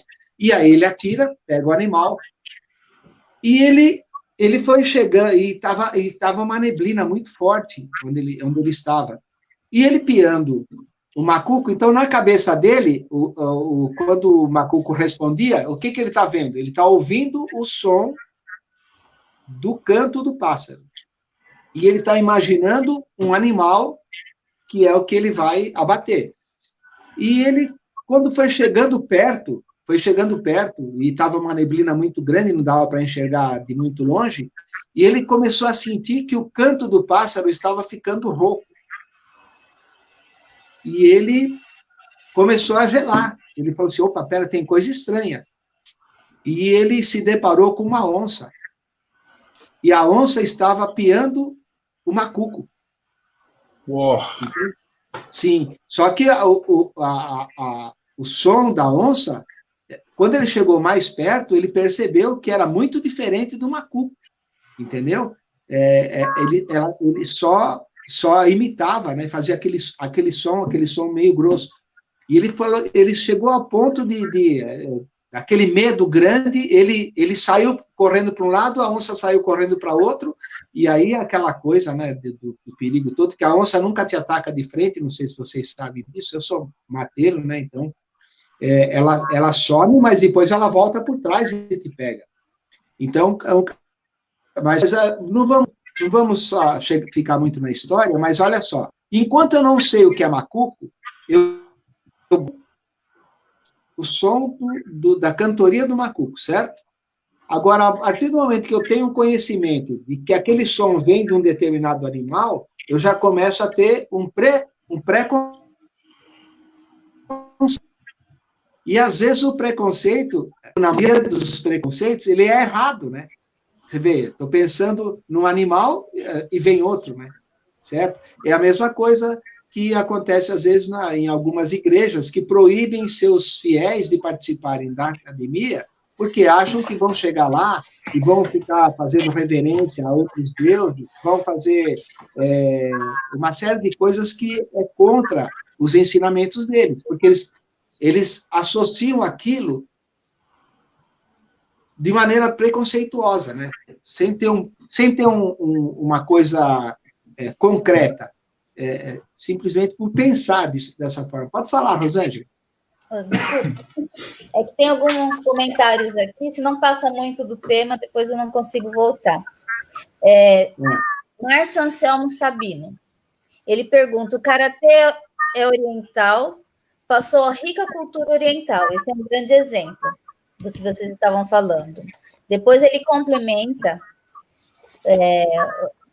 que aprendeu quando iniciou o karatê com 14 anos de idade, ele e agora o filho dele segue o mesmo ensinamento. É muito grato ao Chöhan, que ensinou muita coisa. E o Márcio ainda, Anselmo, ele fala que quem treina karatê com amor é diferente, sempre está aprendendo o verdadeiro espírito do karatê. Aí, eu não sei se é o Watanabe, que tá tudo escrito em japonês, não sei de quem que é esse comentário. Não sei se vocês estão vendo aí. Não, mas provavelmente é o Watanabe Sensei. O nome está em japonês, eu não sei. Ele ouça. Veja a prática como uma ferramenta em busca de algo maior. Existem religiões que dizem: aqueles que realizam boas ações serão salvos. Mas, conforme cada religião, a boa ação pode variar. E essas boas ações são baseadas na relação de troca. Em troca dessa boa ação, a pessoa recebe a sua salvação. Para nós que vivemos num mundo de troca, isso é um pouco difícil de entender. Ou não. Ele coloca dessa forma. Ou. Aí o Aldridge falou que o sentido da mente vazia na meditação não é desprovido de conteúdo. Isso sim seria oficina de qualquer coisa. Aí ele coloca: imaginar um lago agitado. A água fica turva, nada se vê. Quando se acalmam as águas, ele está em harmonia e não sem conteúdo. Este é o vazio da meditação que devemos buscar. Esse é o do Aldridge. E o Márcio Anselmo complementa que verdade nunca falou de religião no dojo, mas sempre respeito pelas religiões. Obrigado por vocês que estão participando. Eu queria fazer uma analogia sobre as coisas que a gente faz na academia, né? Então, por exemplo, vamos lá, tirar o sapato para entrar no dojo. Isso é uma coisa muito cultural, né? Então, no Japão, se tira o sapato para entrar em casa. E uma das coisas que estão acontecendo agora, nessa pandemia, por exemplo, eu tiro o sapato. A primeira coisa que eu faço quando eu chego em casa é tirar o sapato. Estou trazendo lá, que nem eu falo para as pessoas, né? Eu tenho uma maneira meio grosseira de falar, né? Às vezes até eu mesmo me acho um grosso, né? Eu falo, você sai na rua, pisa no cocô do cachorro e depois você vai até o seu quarto com aquele cocô na sola do sapato. Tem gente que ainda deita na cama de sapato, né? E então, no Japão, tirar o sapato não é uma questão de respeito, é uma questão de higiene, né? Certo? E então, se você for traduzir mesmo, fazer uma analogia com as coisas que a gente faz na academia,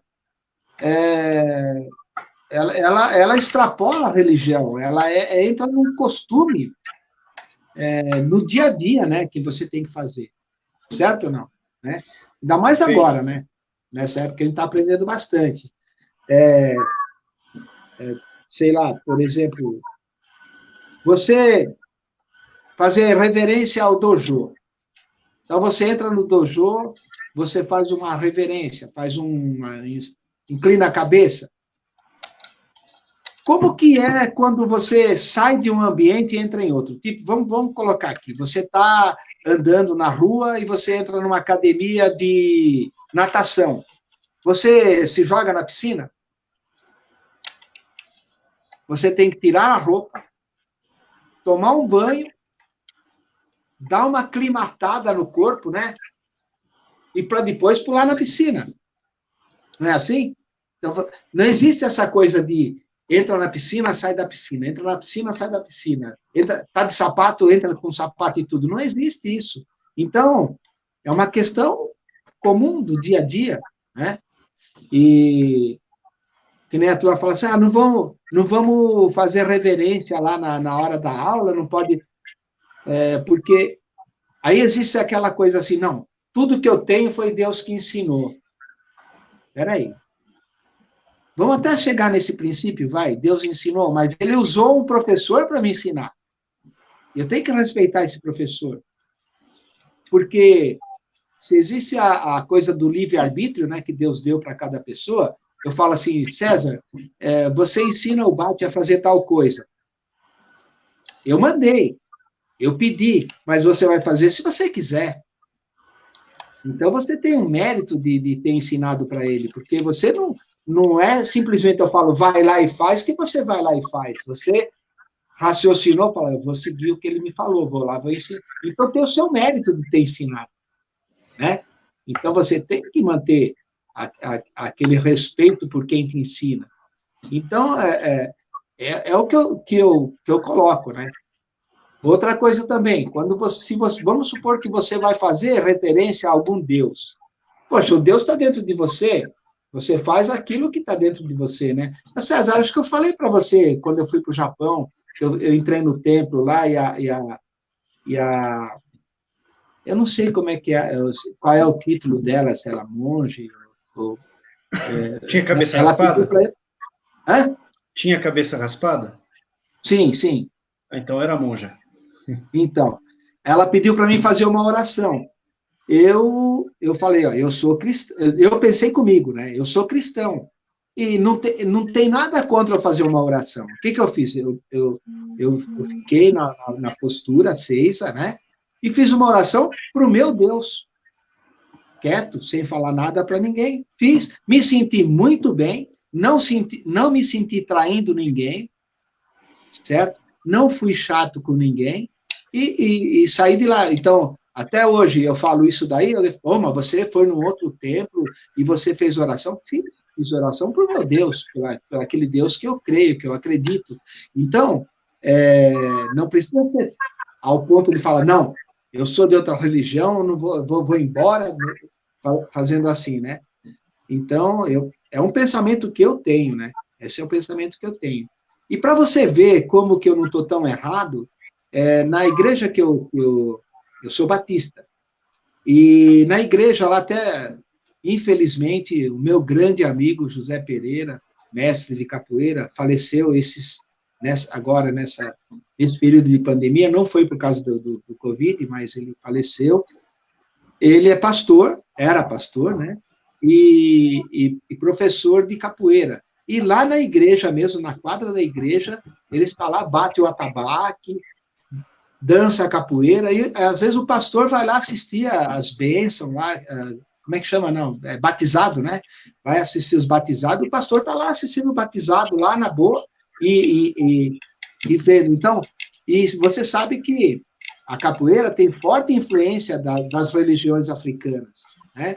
E ele sabe que o pastor que está ali, o pastor tem alto conhecimento de teologia, e está lá batendo atabaque, aquilo não é um ritual religioso, é uma forma de prática de capoeira, no caso, né?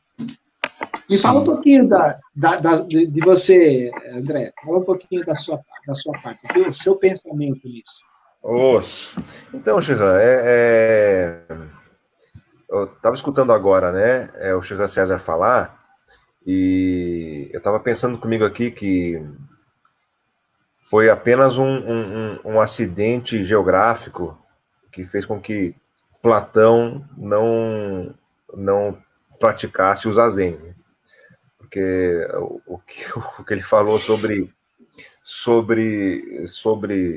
nem ontem nem amanhã, sobre o canto de um pássaro antes dele estar aqui, né, na nossa cabeça, isso me remeteu muito a Platão, né, que é aquele filósofo grego famoso, e que é amplamente aceito dentro das religiões monoteístas ditas ocidentais, que não são de fato tanto assim, porque é um sistema filosófico. Mas se tivesse um rito ali, como tem rito na espiritualidade budista e no Zen, talvez não fosse assim. Isso fala para nós alguma coisa, né?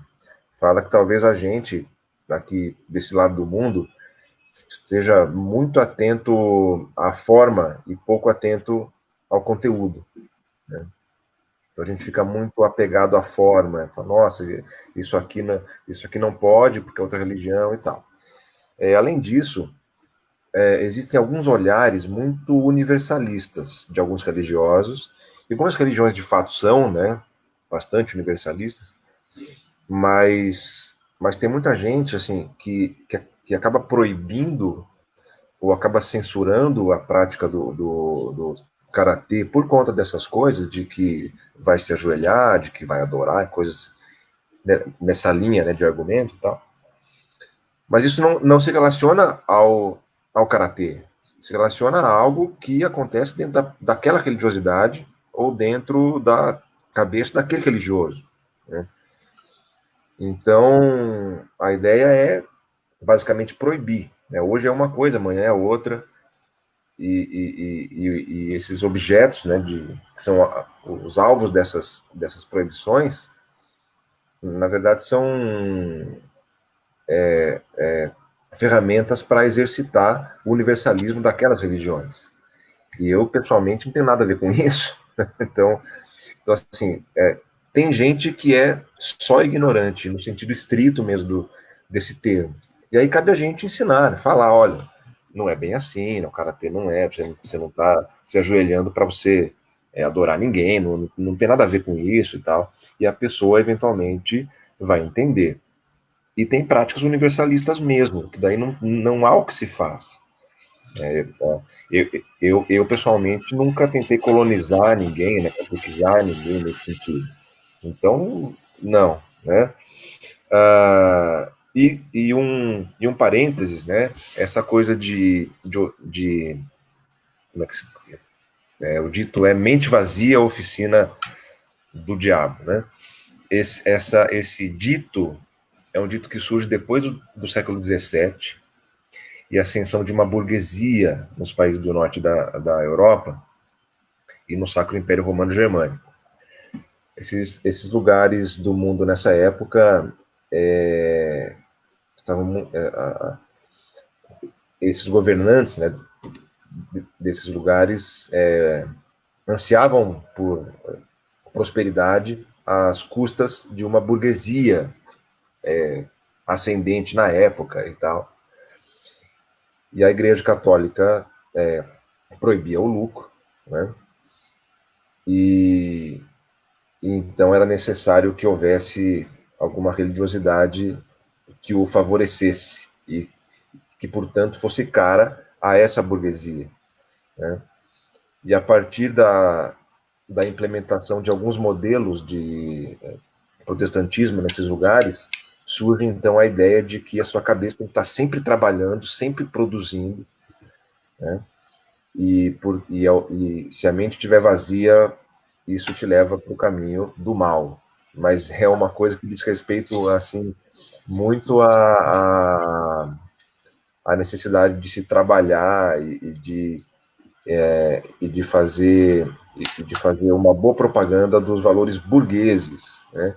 Então é importante que se diga isso, porque alguém que chega lá no nosso dojo e fala esse dito popular aí, como forma de censura a nossa prática, além de indelicado, está sendo anacrônico.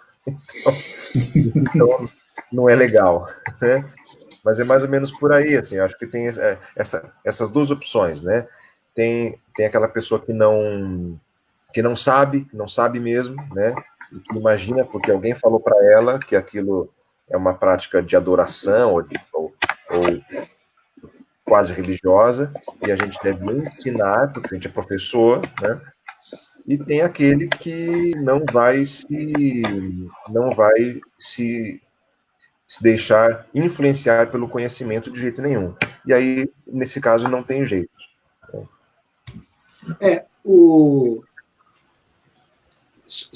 Deixa eu só concluir, Rosângela.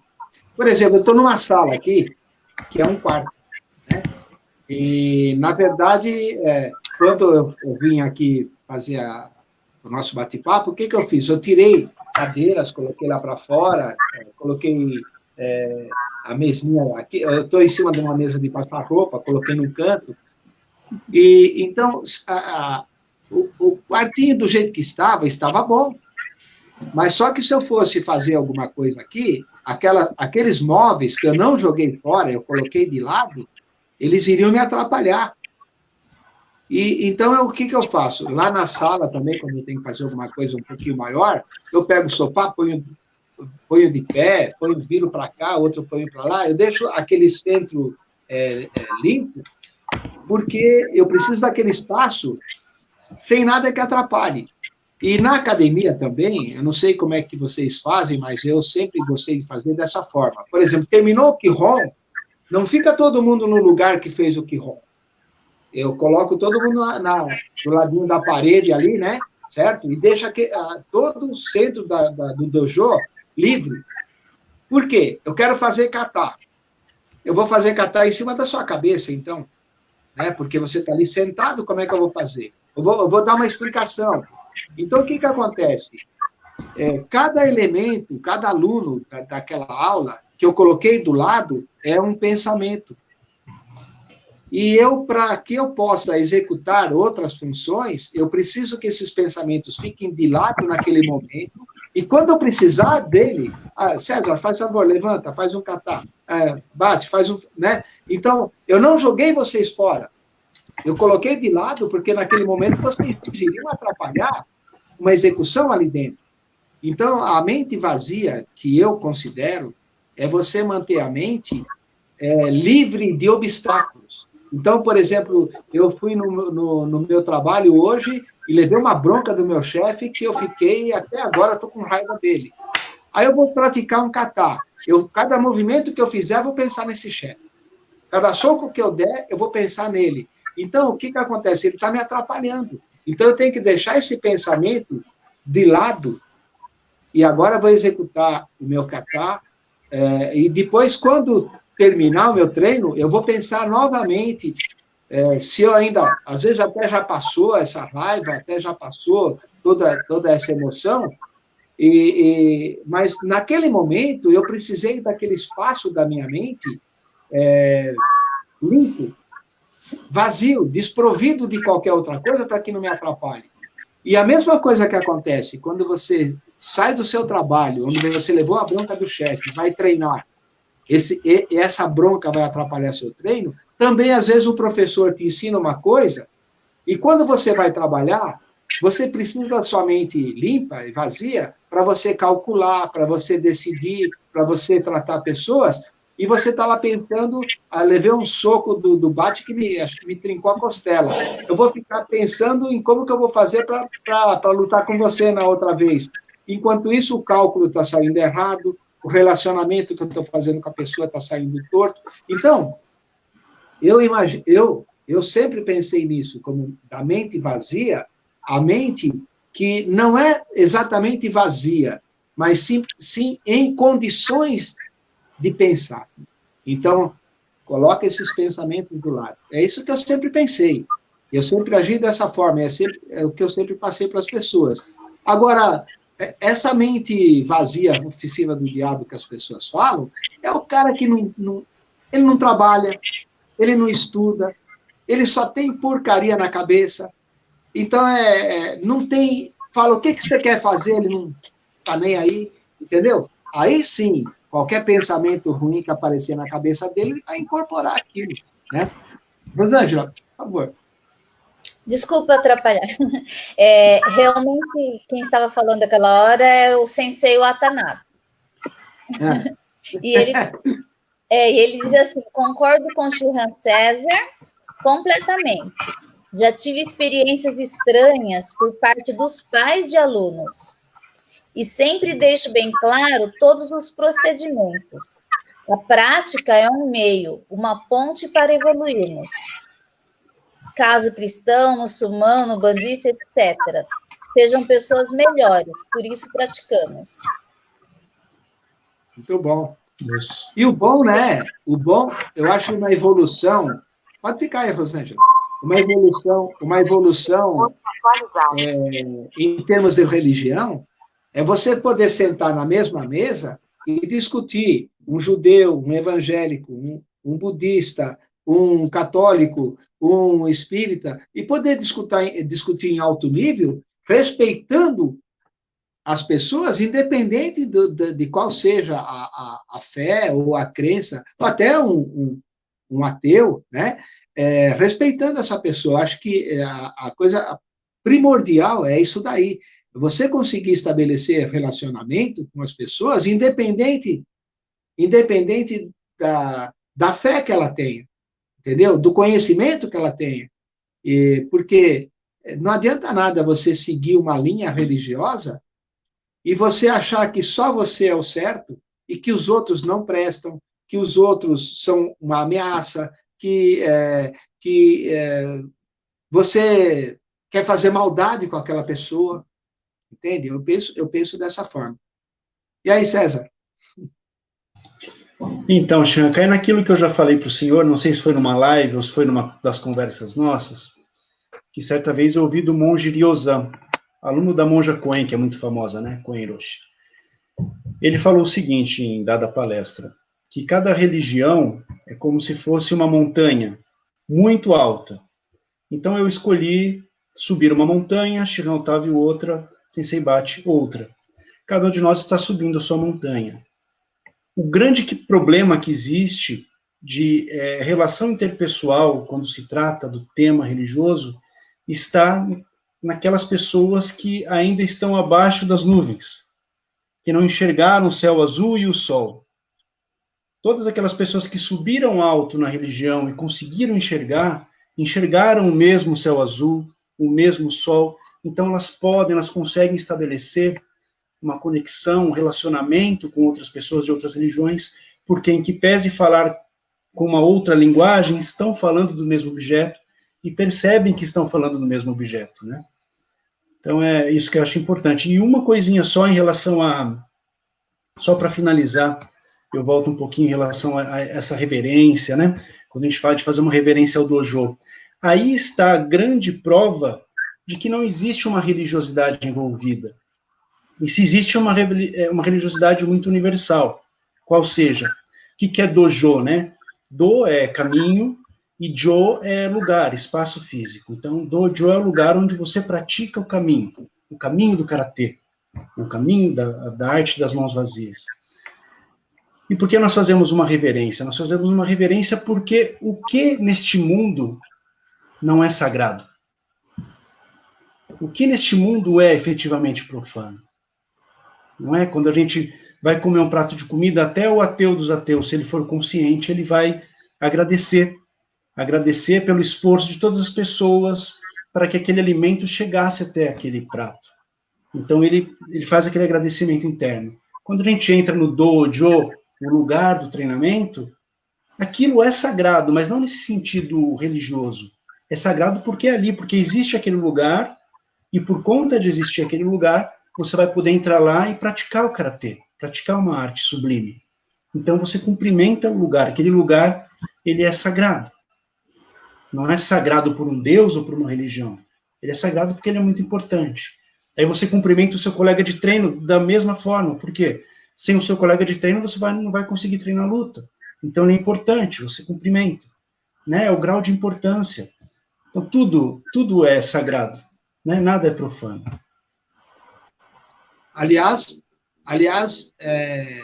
eu acho que onde eu, por exemplo, onde eu vou, eu considero como sendo o meu dojo. Eu treino na praça agora, né, que está sem academia, estou treinando lá numa quadra. Aquilo lá é meu dojo. Então, o respeito é o mesmo. Eu não vou fazer algo errado naquele lugar porque aquele lugar não é um dojo. Eu faço parte do dojo. Né? Até puxando pelo lado que eu aprendi de cristão, a igreja sou eu. O templo sou eu. Eu sou o templo. Né? Então, onde eu estiver, vai estar lá um cristão temente a Deus. Onde eu estou, vai estar lá um Shihan treinando karatê. E vamos supor que eu vou dar aula, eu dou aula para a Andresa, né? Lá na quadra. A gente não está na quadra mesmo, a gente não está no dojo mesmo, então vamos fazer de qualquer jeito, ou senão vamos falar sobre outros assuntos aí e tal. Não. Onde eu estou, está o dojo. Então, não adianta. Uma vez, eu fui convidado para ir para Mongaguá, com um grupo de amigos, de alunos, um grupo de alunos. E aí, eu peguei minha moto, outros foram em outros carros, tal, paramos no primeiro posto, daí o meu aluno veio lá, ô, Otávio, então, eu falei assim, peraí, você me chamou do quê? Otávio. Eu falei assim, peraí, por quê? Nós não estamos na academia. Falando assim, olha, então eu vou fazer o seguinte, com você eu não saio mais. Simplesmente assim. Porque se o meu pai, eu jogava bola com meu pai. Meu pai sempre foi pai. Eu só sei o nome do meu pai porque as outras pessoas chamam meu pai de Bruno. Eu nunca chamei ele de Bruno. Até eu acho estranho, eu estou até explicando para vocês, assim, eu acho até estranho falar o nome dele. Meu pai é meu pai. E eu jogava futebol com meu pai, e na hora de pedir a bola para ele, pai, eu tô, meu, como é que... Entendeu? Mas pai é pai, jogando futebol, ou em casa, em qualquer lugar é meu pai. Em qualquer lugar que eu for, eu sou o Shihan, ou no caso, o Sensei, certo? Não, agora o cara vem me chamar pelo nome, porque lá não é academia, então você não pode ser. Outra vez eu fui na casa de uma pessoa, também de um aluno meu, chegou lá, ele simplesmente puxou, a mulher dele puxou o cigarro, ele também, ficaram fumando. Eu, na hora, falei para ele, eu estou saindo, estou indo embora e nunca mais venho na sua casa. Só isso. Se na academia ele não pode fumar na minha frente, porque é falta de respeito, na casa dele ele pode fazer o que ele quiser. Claro, a casa é dele, mas não na minha frente. Entende? Então, apesar de que eu era praticamente um moleque naquela época, era muito novo, mas sempre tive essa visão. O dojo é onde nós estamos. Aqui agora está sendo um dojo. Nós estamos discutindo sobre os assuntos, mas é nosso dojo, entendeu? Então, eu, por exemplo, não gosto de falar palavrão, eu não gosto, em qualquer lugar, eu estou aqui com vocês, é assim, nós não estamos na academia, então vamos lá, vou tirar roupa. Não. Dojo é onde você está, entendeu? É o que eu penso, né? Da mesma forma que em religião, onde você está, o seu templo está lá, você é o seu templo, né? Entendeu? Então, quando eu fui para o Japão, e eu entrei lá no templo, eu não sei se era budista ou shintoísta, mas eu fui fazer a minha oração, eu fiz a minha oração de dentro do meu templo. Eu estava dentro do meu templo, respeitando o templo que estava lá. Respeitando, porque o respeito está em mim, né? O respeito está em mim. Não é falar assim, eu não vou respeitar porque o templo não é meu. Não, o templo sou eu. Onde eu estou, está o respeito. Então, eu entro dentro daquele templo, eu vou entrar com respeito, vou sair com respeito, vou respeitar as pessoas dali de dentro. Da mesma forma, o dojo. Se eu entrar dentro da sua academia, ou da academia de uma pessoa que eu não conheço, é como se estivesse na minha academia, porque o templo, a academia sou eu, o dojo sou eu. É o que eu penso, entendeu? É o que eu penso. E uma coisa assim que eu acho que essa pandemia, ela ajudou alguma coisa, e muitas pessoas sem elas perceberem. Muita gente hoje não entra mais de sapato dentro de casa, tenho certeza, por causa da pandemia. E acho que as mulheres vão agradecem por isso também. Então, o que acontece? Isso aí vai continuar depois, porque ela percebeu que ela vive melhor dessa forma. E eu gostaria que as pessoas percebessem uma outra coisa também. Vocês estão notando que a gente está vendo o céu azul, a Baía da Guanabara tem gente pescando lá, né? Porque a água está transparente. Puxa, se o pessoal percebesse que depois da pandemia eles poderiam continuar com isso daí, seria uma beleza, né? Não sujando a Baía da Guanabara, não sujando as ruas, né? Não sujando o ambiente. Então, seria para isso, né? Até eu trouxe, até quando eu vim para cá, eu trouxe um tema que até mudei depois para isso daí, não sei como que surgiu, mas eu estava falando sobre guerra, né? Sobre guerra. O que a guerra faz, né? Porque nós somos do Budô, né? Então, os benefícios da guerra, mesmo destruindo tanta coisa, mesmo isso, mas aí a gente discute no outro dia. Vamos falar assim as nossas considerações finais? Nós já estamos há quase 2 horas aqui conversando. Oh, sugoi. André, fala você, vamos lá. Vamos despedir. Eu gostaria de agradecer não apenas aos que estão assistindo, né, em casa, aí o pessoal aqui comentando, eu tô vendo alguns comentários aqui, o Sensei Luiz Freitas, a Márcia Santana, o pessoal que está aí, o Chiran Prates também chegou a falar alguma coisa. Muito obrigado a todos, né? Muito obrigado pela paciência de me ouvir, né? Porque ouvir o Chiran César e o Chiran Otávio, você não tem que ter paciência, né? Agora, para me ouvir, tem. Então, muito obrigado e obrigado ao Chiran César, ao Chiran Otávio, à Sensei Rosângela, que nos deram essa oportunidade hoje, e a mim, né, especialmente, de estar aqui, mais uma vez, aprendendo bastante, como sempre, com vocês, tá? Não percam as nossas lives, as segundas e quartas, sobre técnicas de luta, no meu caso, e as lives do Chiran Otávio também, sobre kata ao meio-dia. Muito obrigado, e é isso aí. Aí, César, Chiran César. Até vocês desculpem, né? Eu sempre falo com vocês pelo nome, né? É o velho hábito, né? Desculpa aí, mas é natural. Não é que eu esteja menosprezando vocês, não. É uma questão assim que às vezes a gente conhece de uma forma e depois fica difícil para mudar, né? Então, o César, eu conheço o César desde que ele tinha 1,5 metro de altura, né? Hoje tem quase 2 metros, né? É isso aí, Chica, desde os 10 anos, desde os 9 anos de idade, né? Desde os 9 anos de idade. Pois bem, eu gostaria de agradecer ao Chiran Otávio pelo convite, Sensei Bate pelas explanações fantásticas, né? Fala que tem que ter paciência para ouvi-lo, mas é um expositor nato, né? Um professor de mão cheia, e de fala cheia também, né? E não é só cheia na boa entonação da voz, como também de conteúdo, né? Conteúdo riquíssimo. Muito obrigado. Aprendi muito. Gostaria de agradecer a presença de todos e de me desculpar por eu ter me atrasado, né? O meu trabalho, ele não tem muita hora para acontecer, né? Quando ligo o cliente, tem que ir. E então eu me atrasei por conta disso, peço desculpas imensas. Não é do meu feitio me atrasar dessa forma, peço desculpas, né? E gostaria de falar que hoje foi um dia muito pesado para mim, espiritualmente falando.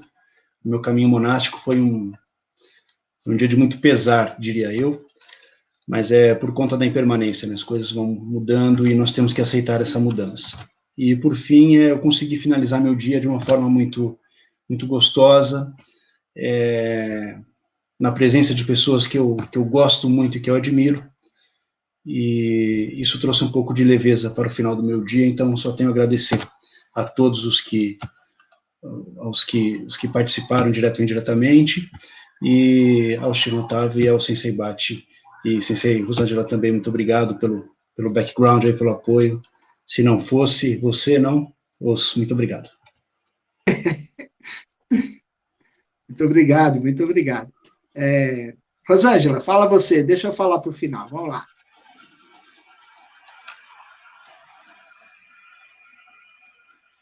Acho que não tá vindo o seu som. Eu tenho que ensinar tudo. Eu agradeço a oportunidade. Realmente é um aprendizado muito grande ouvir, né? O Sensei Bate, que é professor de história, filosofia, né? Também tem muitos conhecimentos. Obrigado pela aula de história. E o Chiran César, que, nossa, traz sempre muito conhecimento também. Temos muita admiração, né? Agradeço muito essa oportunidade e tenho certeza que todos que estão participando, que estão ouvindo e os que vão ter oportunidade de ver essa live depois pelo Facebook, também vão aprender muito, né? Somos muito gratas, Deus abençoe vocês, com muito carinho, muito amor, obrigada, e que sua noite de Ramsesa seja bem leve agora, né? No seu lar, com sua família, sua esposa, seu filho, tá bom? Tudo de bom aí. Para o Sensei André também, uma boa noite, com a Dani também, os seus bebês, seus 3 bebês, uau, uau, né? Que também trazem bastante alegria. Viu? Tudo de bom para vocês. Muito obrigada. E o meu amor querido, daqui a pouco a gente está juntinho. Beijo. Eu só agradeço a Deus, porque Deus me deu uma coisa muito importante, né? Me deu inteligência. Não é para me vangloriar, não, mas eu sou muito inteligente. Olha do lado de quem eu me cerco, né? Certo? Me cerco do lado de pessoas que têm muito a me oferecer.